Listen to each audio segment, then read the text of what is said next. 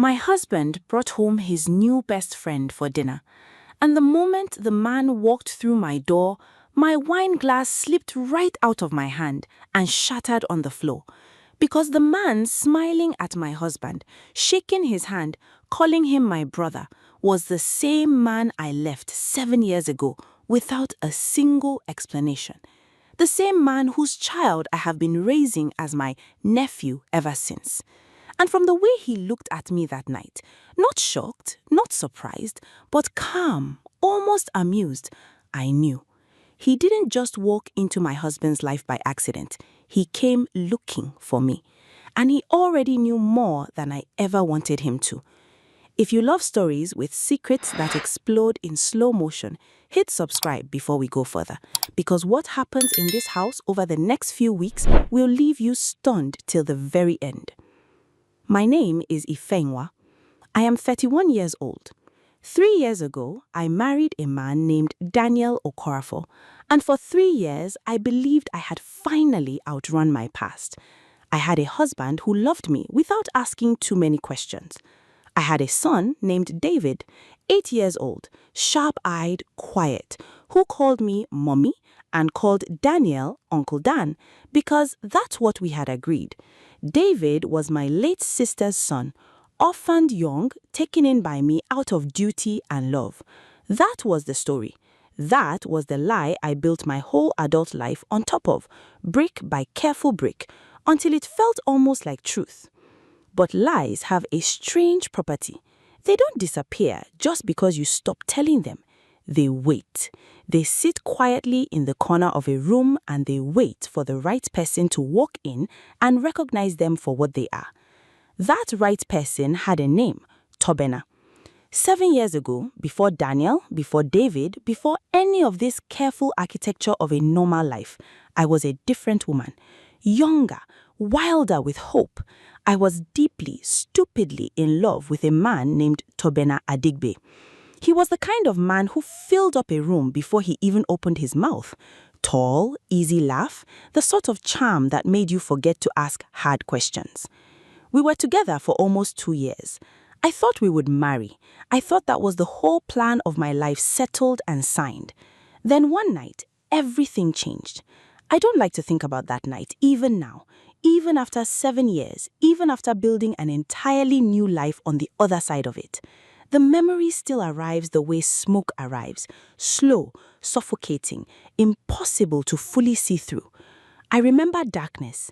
I remember a voice I believed was Tobena's. I remember waking up confused, disoriented, certain something was wrong, but unable to name what.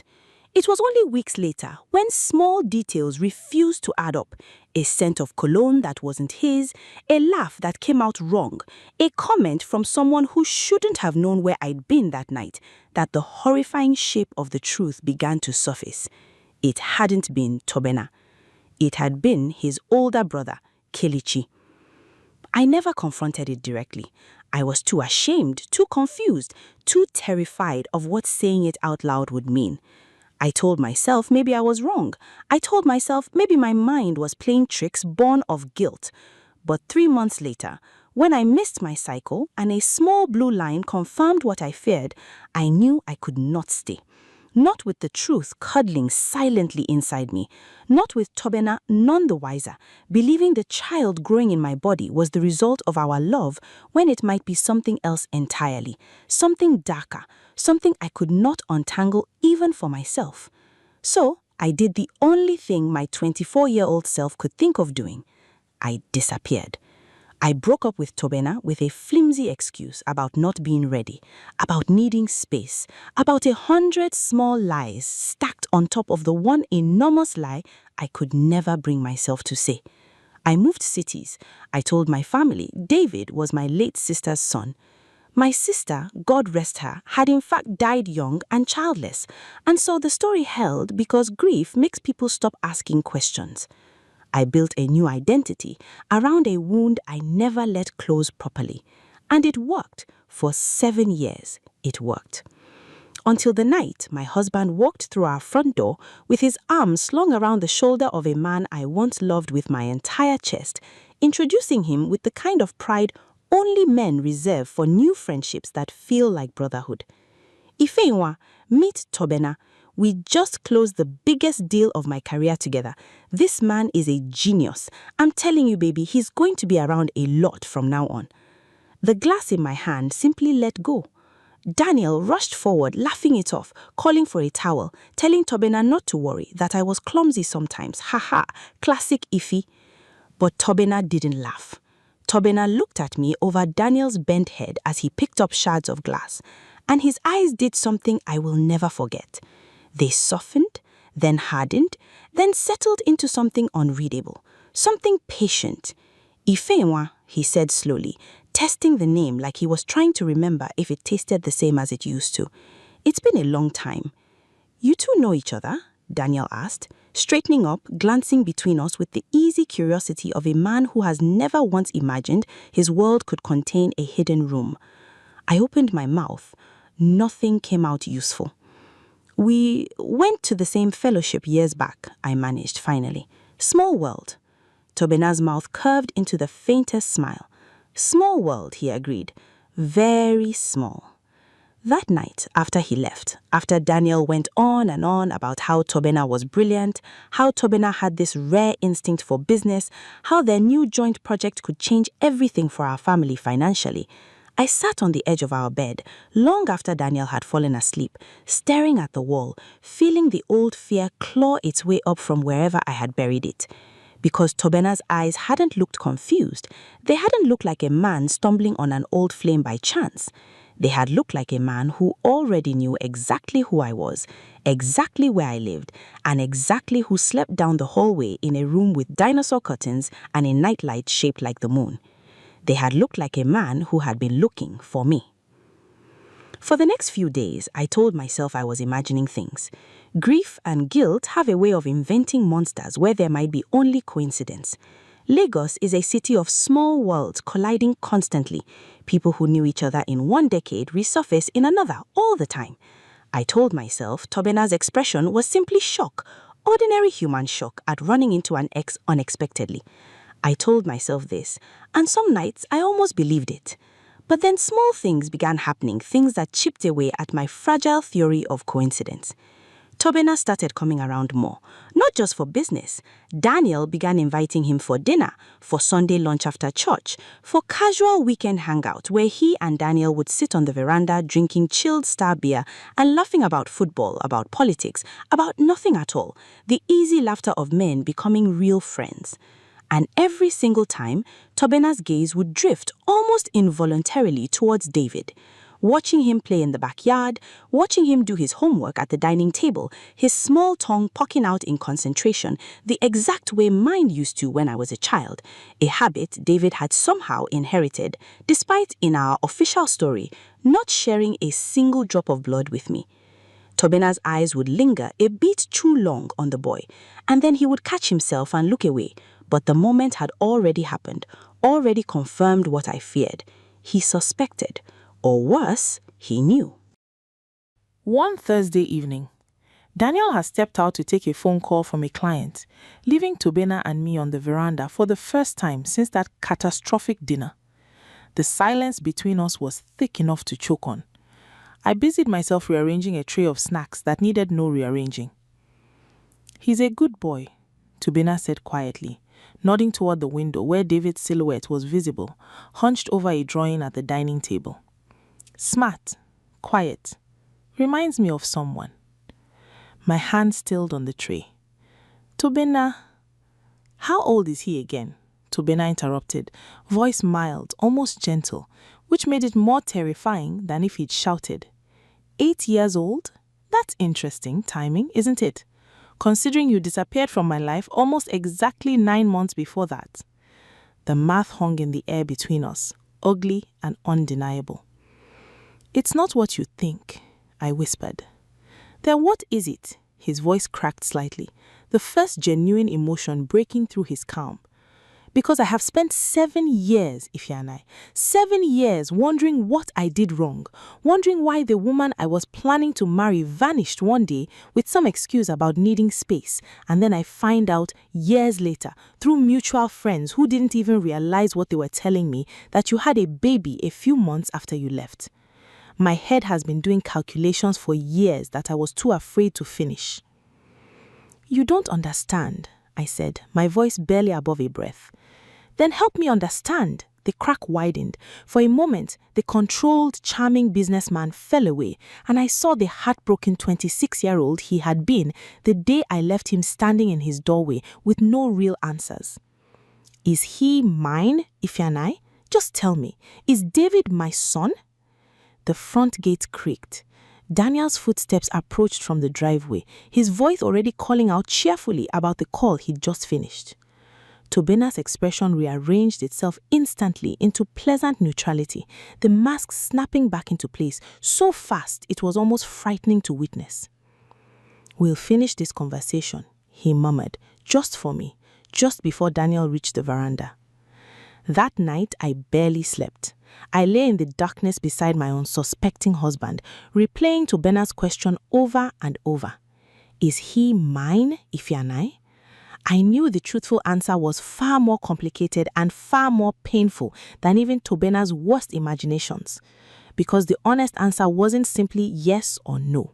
The honest answer required me to finally say out loud the thing I had buried even from myself, that the night David was conceived, the man in my bed had not been Tobena at all. But how do you say that?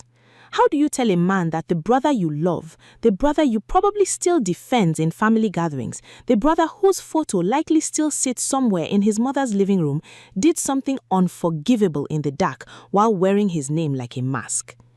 I didn't know if I had the courage. I wasn't even certain I had the right words. If you're starting to feel the walls closing in around Ifya and I just like I am, take a second right now and subscribe. Because the next part of this story is where everything that seemed buried starts clawing its way violently back to the surface. And I promise you, it gets far more complicated before it gets better. Weeks passed in a strange suspended tension. Tobena didn't bring up the conversation again, at least not directly, but his presence in our home became a constant low-grade ache, like a held breath that never fully released. He was unfailingly polite to me in front of Daniel, even warm, complimenting my cooking, asking after my work, behaving every inch of the doting family friend. But whenever Daniel left the room, even briefly, Tobena's mask would slip just slightly, just enough to remind me that beneath the pleasantries, an entire unresolved storm was waiting. Meanwhile, my friendship with my closest confidant, Patience, became its own quiet battlefield. Patience had known me since university. She had been there, in fact, the very week everything fell apart 7 years ago. She was the one who drove me to the clinic, the one who held my hand when the blue line appeared, the one who helped me construct the entire elaborate lie about my late sister's child. Patience knew everything, every single ugly detail I had never told another living soul. You need to tell Daniel the truth, she said one afternoon, sitting across from me in my kitchen, low even though we were alone. Before Tobena does it for you, Ifya and I. And say what exactly? I snapped, more harshly than I intended. That I lied about David's parentage for 8 years? That my husband's new best friend might be the father of my child? That the actual truth is even uglier than that? Because the man who fathered him wasn't even who I thought he was at the time? Patience flinched, but held my gaze. Better it comes from you than from him, Ifya and I. You know how this ends if he tells Daniel first. It won't just be a scandal. It will look like you've been laughing at Daniel's trust for 3 entire years of marriage. I am not laughing at anything, I said, my voice breaking. I am drowning, Ifya and I.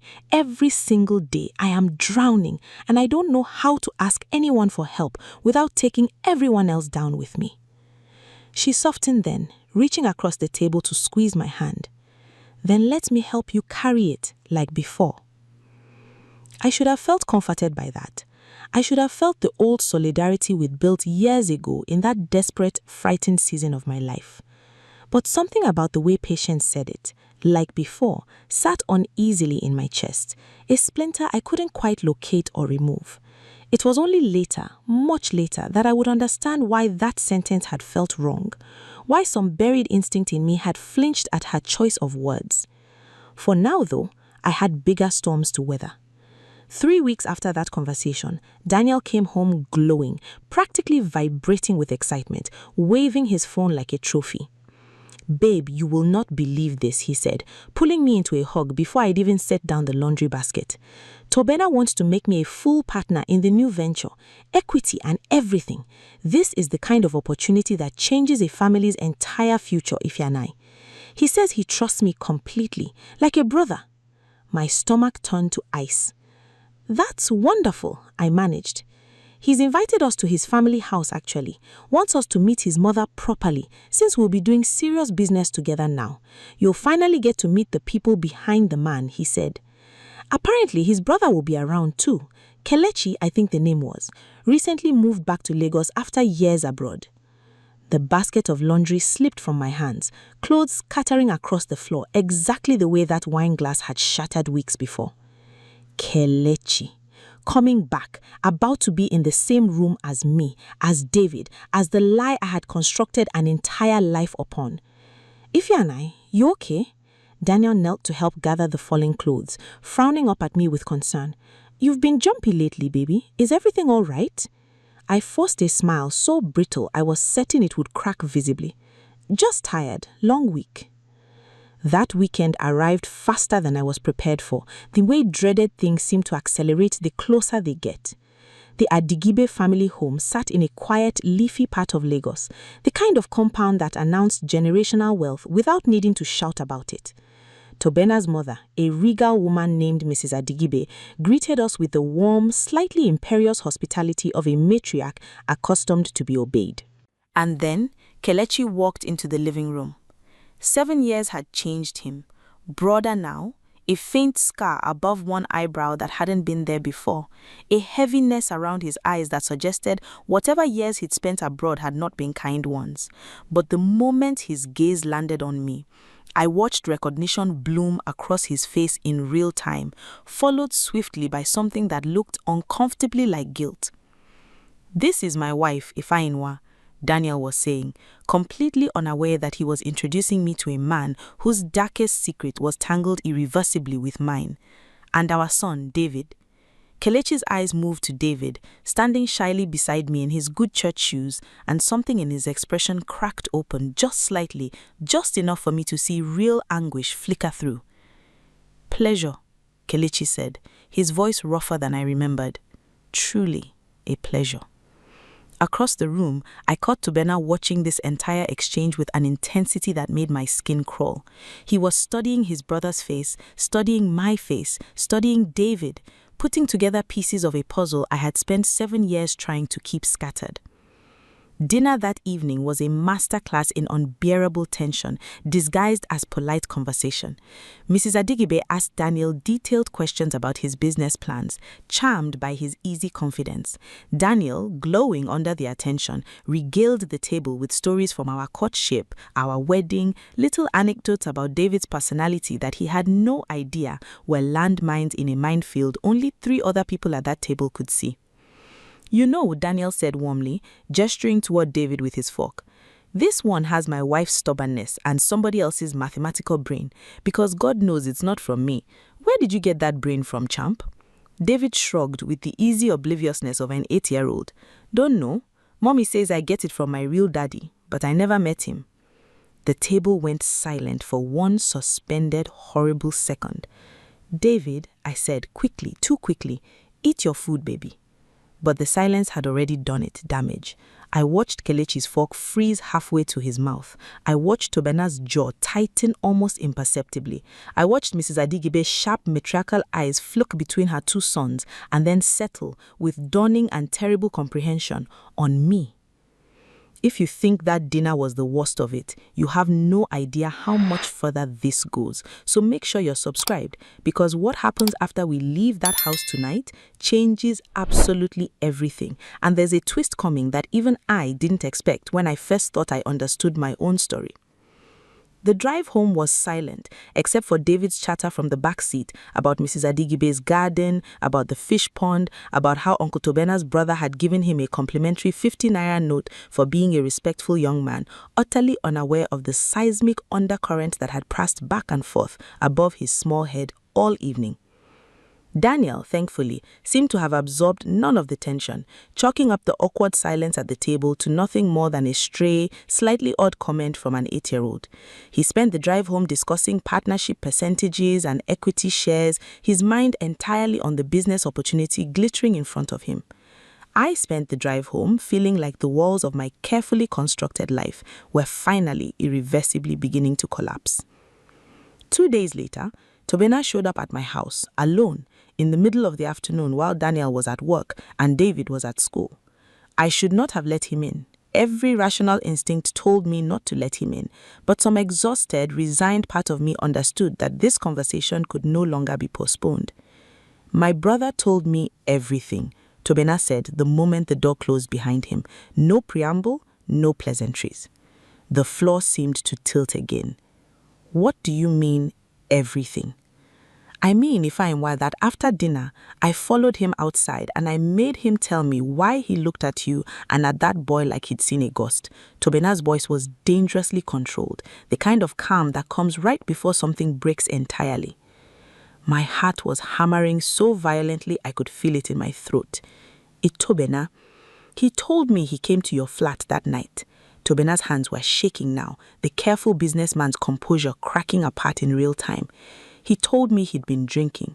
He told me he let himself in with the key I'd given him for emergencies, that the lights were off, that you thought it was me. He told me, and here his voice finally broke completely, raw and ragged, that he didn't correct your mistake, that he let you believe it, that he did things that night he has spent 7 years trying to drown in alcohol and distance and pretending it never happened. I had imagined this conversation 1,000 times in 7 years of nightmares, and somehow the reality of it was both better and infinitely worse than anything I had imagined. I didn't know, I whispered, tears finally breaking free after years of careful containment. Tobena, I swear to you, for weeks, I genuinely believed it had been you. It was only afterwards, piecing together small details, that I started to suspect. And by then, I was already pregnant, and I was so ashamed and so confused and so terrified of what it would mean for everyone if I said it out loud, that my voice cracked entirely. I ran. I am so sorry. I ran from everything, including you, who deserved better than what I gave you. Tobena sank slowly onto my sofa, his head in his hands, his broad shoulders shaking with something between grief and rage and a horrible dawning relief that the not knowing was finally over, even if the knowing was unbearable. For 7 years, he said, muffled by his palms, I believed you left me because you simply stopped loving me. I believed I had done something wrong, something I couldn't even identify, and it nearly broke me, Ify. And then I find out randomly, secondhand, that you had a child shortly after, and for the past several weeks since I saw that boy's face, I have been telling myself this elaborate story where he is mine, where somehow, despite everything, something good came from us. I have been imagining a future where I tell him the truth, where I become a real part of his life, where some fractured piece of what we lost gets restored. He lifted his head, and his eyes were red-rimmed, devastated in a way that made my own guilt feel like a physical weight pressing against my ribs. And instead, he continued, voice hollow now, I learned that the boy I've been silently, secretly hoping was mine is actually my own brother's son, conceived through deception, through something I cannot even bring myself to name properly. He let out a broken, humorless laugh. Do you understand what that does to a person, Ify? I came back into your life because some part of me never stopped wondering about you, about him, and what I found instead was a wound inside my own family I never knew existed. We sat in devastated silence for a long moment, the full, horrifying shape of the truth finally laid bare between us after 7 years of careful avoidance. What happens now? I finally asked, my voice barely audible. Tobena wiped his face roughly with the back of his hand. Now, he said slowly, we have to decide what Daniel deserves to know. because he is my business partner, my friend, and he has been living inside a story none of us bothered to tell him the truth about. The thought of Daniel finding out, not just about David's true parentage, but about the years of careful lying that had preceded our entire marriage, terrified me more than almost anything else in this unraveling mess. Daniel was a fundamentally trusting man. He had built his entire understanding of our family around a story I had handed him, polished and convincing. What would it do to him to learn the truth wasn't just complicated, but had been deliberately, carefully hidden from him for 3 years of marriage? I need to tell him myself, I said finally. Not you, not Kelechi, me. He deserves that much, at least. Tobena nodded slowly. I won't take that from you, but Ife, his voice hardened slightly, you need to do it soon, because Kelechi is unraveling. The guilt is eating him alive, and I don't know how much longer he can carry it without doing something reckless, confessing to our mother, confessing publicly. I don't know, but I know my brother, and I know that look in his eyes. It's the look of a man who has decided he can't live with a secret anymore. That warning would prove more prophetic than either of us understood in that moment. 2 days later, I sat my husband down at our dining table, the same table where David did his homework every evening, and I told him everything. Not the polished, edited version. Everything. The real story of 7 years ago. The truth about David's conception, including the unbearable detail about Kelechi's deception.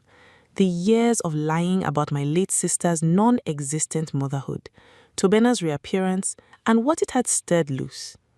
Daniel's face moved through an entire spectrum of devastation as I spoke. Shock, disbelief, hurt, a flash of something close to fury, and finally a kind of exhausted, grief-stricken stillness that frightened me more than any explosion of anger would have.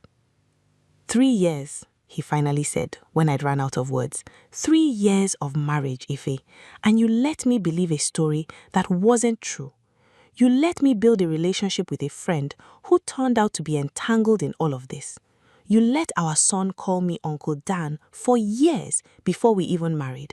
And the entire time, there was this enormous unspoken architecture underneath everything I thought I understood about our family. I know, I whispered. I know there's no excuse that makes this acceptable. I was terrified, Daniel. I was 24 and ashamed and didn't know how to carry what happened to me, let alone explain it to anyone. By the time I met you, the lie was already so deeply embedded, I didn't know how to extract it without destroying everything. Daniel was quiet for a long time, staring at his hands on the table. When he finally spoke, his voice was rough with unshed tears. Does David know any of this? He asked. No, I said quickly. He's 8. He knows nothing beyond the story we've always told him. Good, Daniel exhaled shakily. That part at least stays simple for him. He shouldn't have to carry any of this. He looked up at me then, his eyes wet, his expression a complicated tangle of betrayal and something that looked almost like aching tenderness, as if even now, even furious, he couldn't fully separate his anger from his love. I need time, Ife. I don't know what this means for us yet. I need time to understand how to hold all of this without it destroying me. That night, Daniel slept in the guest room for the first time in our marriage. I lay alone in our bed, staring at the ceiling, feeling the entire foundation of my carefully built life finally, completely give way. But the story was far from finished because 3 days later, everything detonated in a way none of us anticipated. If your heart is pounding right now, just imagine mine, because the next part of this story is the part nobody saw coming, not even me. And if you've made it this far, I need you to subscribe right now, because what happens next will completely recontextualize everything you think you understand about this family. It was a Sunday afternoon when Mrs. Adigibe called an emergency family gathering, her voice on the phone tight and strange, refusing to explain why over the line. Daniel, despite the tension still hanging thick between us, insisted we attend together, citing the business partnership that couldn't simply be abandoned over personal matters, however devastating. We left David with patience and drove to the Adigibe compound in near total silence. When we arrived, the atmosphere was different from our previous visit, heavier, charged with something volatile. Tobena paced near the window. Mrs. Adigibe sat rigid in her favorite chair, her composure clearly maintained through sheer force of will. And Kelechi stood near the fireplace, looking like a man who hadn't slept in days, dark hollows under his eyes and his hands trembling slightly at his sides. "I need call everyone here," Mrs. Adigibe began, her voice carefully controlled, "because my son has something he insists on saying, and he refuses to wait any longer despite my pleading with him to reconsider." Kelechi stepped forward and the room seemed to hold its collective breath. "7 years ago," he began, his voice cracking immediately, "I did something unforgivable. I have spent every day since then trying to outrun what I did, moving abroad, building a different life, telling myself distance would eventually dull the guilt. It never did." His eyes moved to me, then to Tobena, then finally settled, devastatingly, on Daniel. "I deceived a woman into believing I was someone else. I let her believe in the dark that I was my brother. And from that deception, a child was conceived. A child who has been raised through no fault of his own, inside a story built on my cowardice and her terror of what the truth would mean." A horrible silence stretched through the room. Mrs. Adigibe's hand flew to her mouth. "David," Kelechi continued, his voice barely holding together, "is my son, not Tobena's, mine." Daniel's hand found mine under the table, gripping hard enough to hurt, though I couldn't tell in that moment whether it was a gesture of solidarity or simply a man holding on to something solid as his world reshuffled itself violently around him. "I am not telling you this for forgiveness," Kelechi continued, tears finally spilling freely down his face. "I don't believe I deserve that. I am telling you because I cannot watch my brother continue building a business partnership, a friendship, an entire renewed relationship with this family while carrying a false belief about a child who is actually mine, while Ifeyenwa carries the entire weight of my sin alone, and a little boy grows up not knowing the full truth of where he came from. The lying has to stop somewhere. I am choosing for it to stop with me."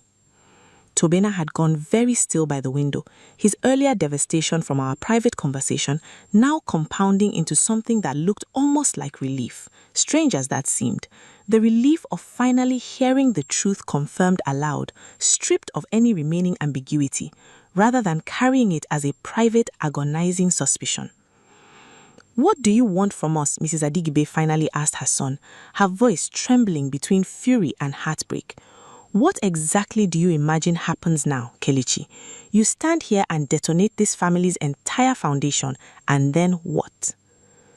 "I don't know," Kelechi admitted, his composure finally collapsing entirely. "I genuinely don't know, Mama. I just know I couldn't keep living a lie that was hurting people who didn't deserve it. Ifeyewa has carried this alone for 7 years. David deserves, eventually, to know the truth about where he comes from, even if not yet, even if not like this. And Daniel," he turned to face my husband directly, "Daniel deserves to know exactly who he's building a business and a friendship with. The truth, however ugly, belongs to all of you now.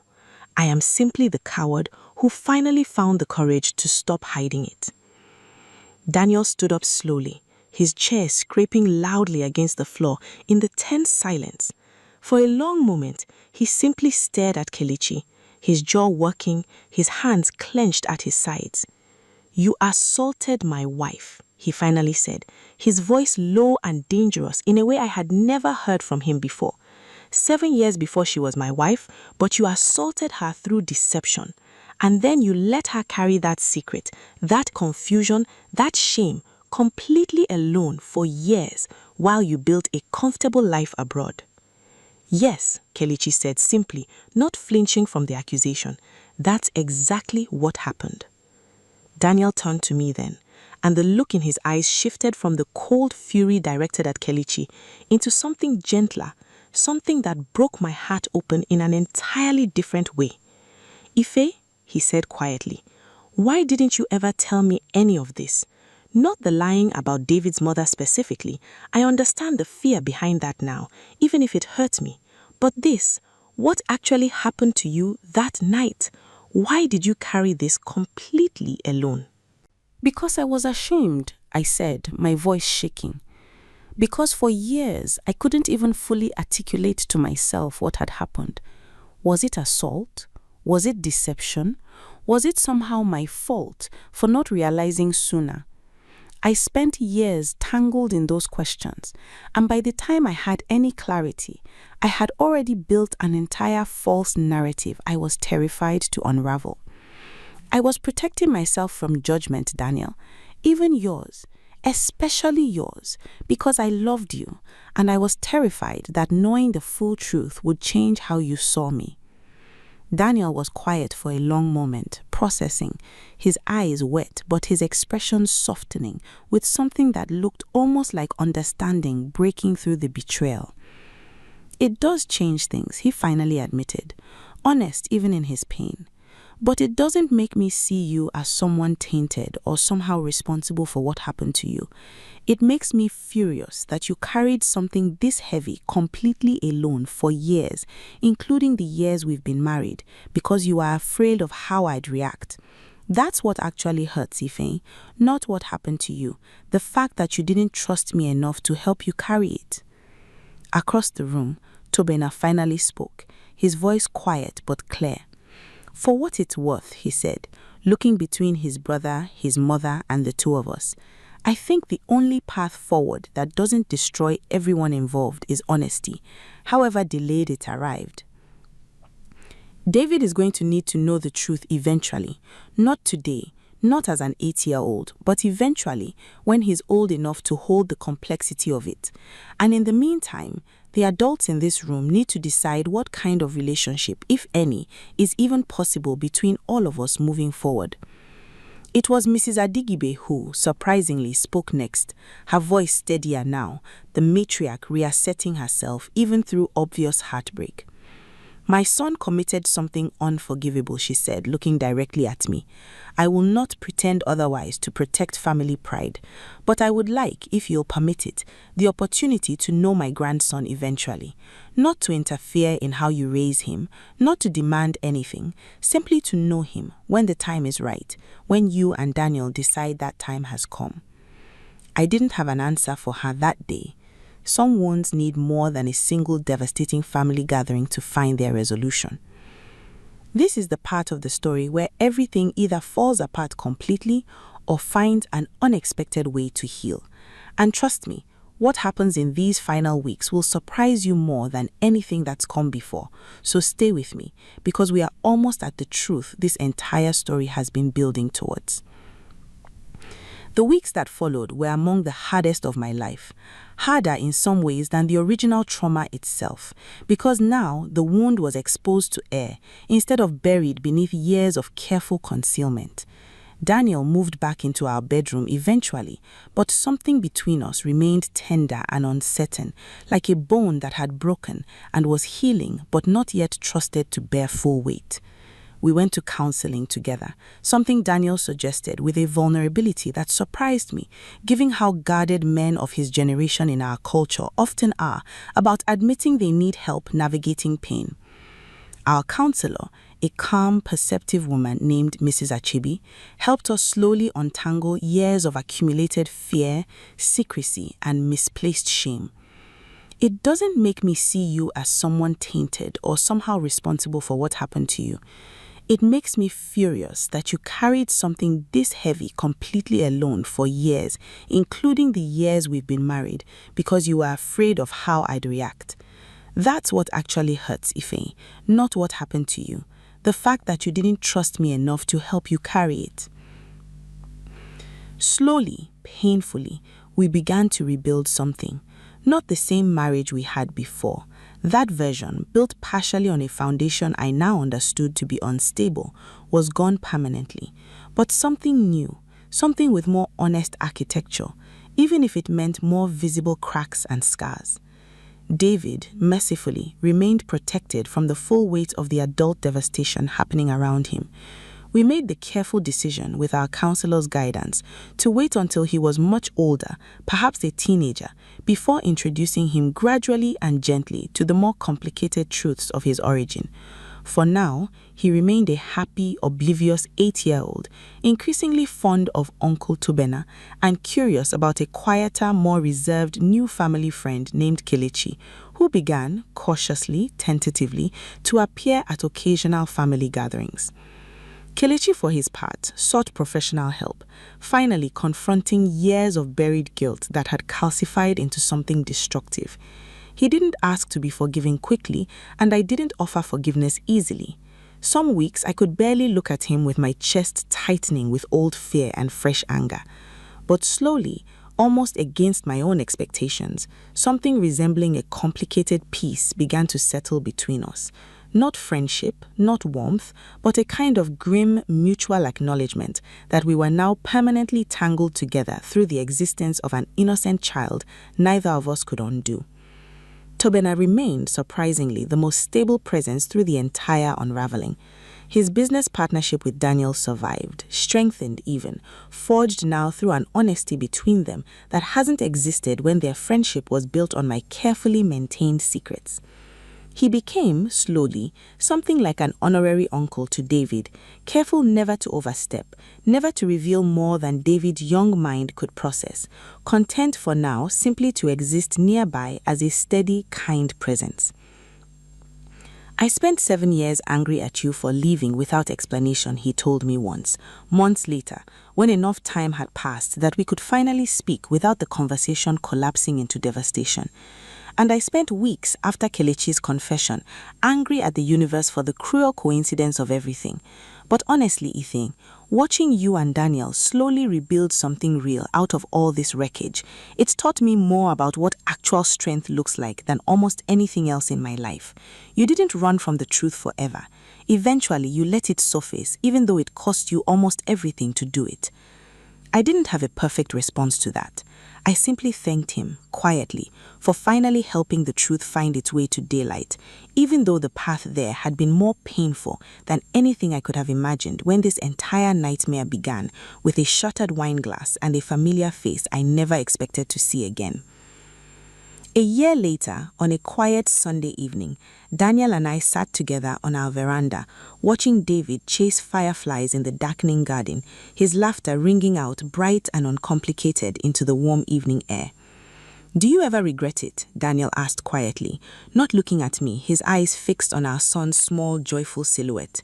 "Everything coming out the way it did. Sometimes I wonder if it would have been easier somehow if Tobena had never walked back into our lives, if the lie had simply continued forever." I considered the question seriously before answering. "No," I finally said, "because the lie was never actually sustainable, Daniel. It was a slow poison, even if I couldn't see it clearly while I was inside it. What happened was devastating, yes, painful in ways I'm still learning to fully process, but we are more honest now than we've ever been. You know the real me now, not the carefully edited version I was too afraid to let you see. That has to count for something, even if the path to get here nearly broke us both." Daniel reached over and squeezed my hand, and for the first time in many difficult months, the gesture felt entirely uncomplicated, entirely present, free of the shadow of secrets finally laid to rest. "It counts for everything," he said quietly. "We're still here. That's not nothing, Ifeanyi. That's actually everything." What started as a shattered wine glass and a familiar face I never expected to see again became the unraveling of every lie I had ever built to protect myself. And somehow, against every odd, it became the foundation of something real enough that could actually last. Truth has a brutal way of arriving exactly when you finally run out of room to keep hiding from it. And sometimes, the most painful unraveling is the only path towards something real enough that could actually last. If this story moved you even a little, subscribe right now because there are more stories like this one waiting for you. Stories about the secrets we carry, the lies we tell to survive them, and the strange, difficult grace that sometimes waits patiently on the other side of finally telling the truth.